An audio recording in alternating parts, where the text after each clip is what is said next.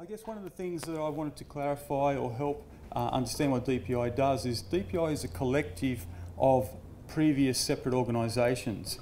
So we don't have one focus. Our main focus is economic development, supporting and encouraging economic development in New South Wales across all primary industries. But we've got an ag focus, we've got a fish focus, we've got a biosecurity focus, and we've got a water focus in this single organisation.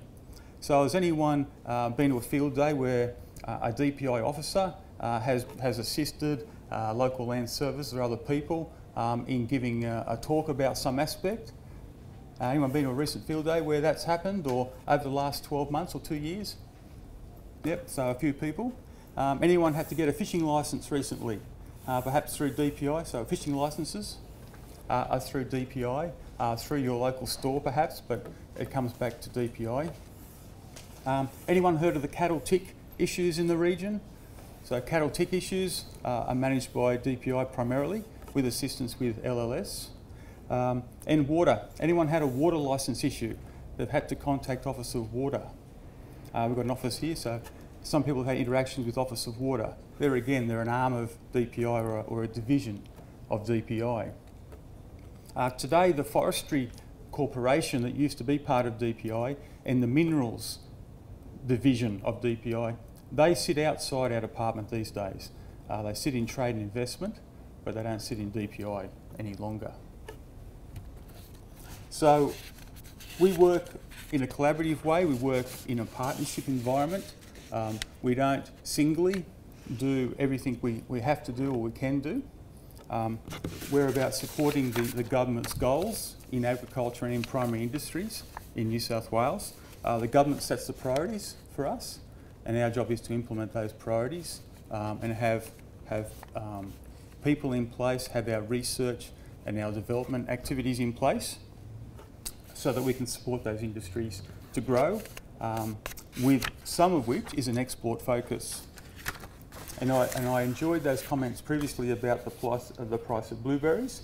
I also heard that story, and that's an interesting conundrum we face ourselves with as to how do we give a good return to producers for the risks they take, for the investment they make, and for their effort, but also make produce affordable to people. Where the government is heading, where the state government is heading with agriculture investment and primary industry investment, some of that and a lot of that is articulated in the New South Wales Agriculture Industry Action Plan. It's recently been released by the government. It's on the New South Wales DPI website if you wanted to use a search engine to find that. Lucinda Corrigan is an industry person, and she was asked to chair a task force of industry people to come up with what are the priorities for the government and industry to invest in the future of agriculture in the state, and their recommendations and the government's response to that is in the Agriculture Industry Action Plan. So if you wanted to have a look at that, there's a little YouTube clip on the web if you're internet computer savvy. I found it, so I think anyone can find it. But if you go on there, you'll be able to see a short video about what the Industry Action Plan is all about. It just gives you a taste of what the government's focus is in moving forward. One of the important things in that plan, and it comes back to perhaps the lady's question about where do you get services to do with horticulture, for example, but it could be a question like that. And I guess part of the emphasis I was going to put on that was that we're really in a partnership, in a multi-service environment these days. There's not one agency, there's not one group that has all the answers for you as a landowner or for you entering into an industry. And I think we need to tap into all of the resources that are out there in the public and private sector and utilise those resources the best we can, because there is no single agency that can potentially provide every answer to every question you might have. And that includes, I think, the really positive interaction we have at morning tea and break sessions today. There will be experts in this room, be they a farmer up the road or a technical specialist from industry who's a consultant or an advisor. I think you can tap into a lot of information and good information on days like today, as well as your local land services and your other advisory people. So what's some of the things that DPI does that might be reaching out to you, or that you could tap into? And as I said, we do this in partnerships and collaborative environments. So integrated pest and disease management.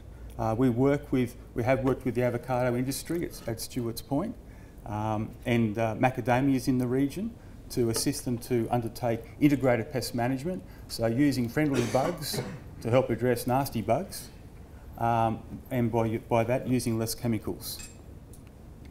Has anyone got giant Parramatta grass issues, or aware of giant Parramatta grass? An invasive kind of grass that's less palatable than other grass species. Well, we've been working on a native fungus to address that you can release out into your property. If it's not down here, it's something that we're working with the weed authorities on, so that we reduce the pressure of that particular grass, those species. Top fodder. We're working with local land services on some top fodder courses, which is a silage management, silage production course for people in the grazing sector.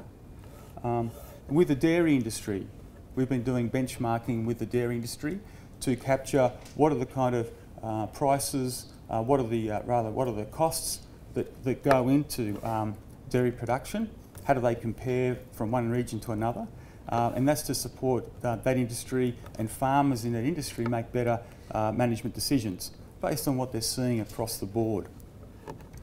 We've also been working with the dairy and sugarcane sector about being prepared for natural disasters, and some of the people in this room have been involved in that work. Flood's one of our biggest natural disaster risks, our most costly, and so we've been working on that as a risk. Beef, anyone in the beef game in the room?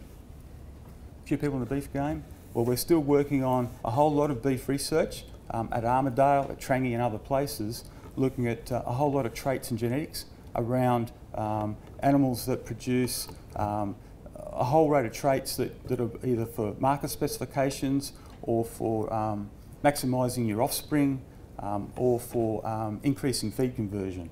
So they're the kind of things we're still working in the beef industry in. When we have flood times, our rural resilience program will often come to town, and I've actually organised them to come to town to places like Kempsey. You may have been into a centre where there was flood assistance, flood relief, and the like. Well, our drought support workers flip into flood support workers when we've got a flood on, and they will come to town. They've been to Kempsey to assist farmers and talk to farmers about their experiences and what assistance they need. So that's a taste of some of the work that DPI does that you may have had contact with, or you might be having contact with in the future.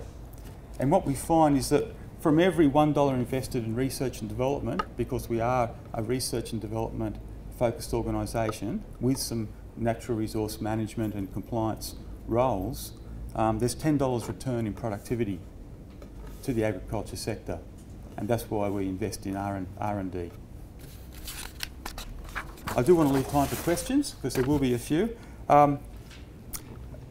So one of the things I wanted to, point out is that we no longer have people we call extension officers. So Tony Dowman, who used to be based here, our dairy extension officer, we don't call ourselves an extension organisation anymore, we're rather a research and development organisation, and most of the extension was, by decision of government, handed over to local land services, and that's what Lindy was referring to in her slides.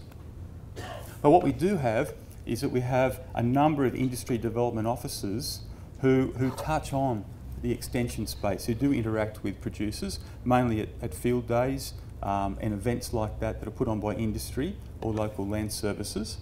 And the industries that we focus on with our people are blueberries, macadamias and bananas and greenhouse horticulture, so that those big horticulture sectors, we've got to focus on those, as well as beef and pigs and poultry and even bees.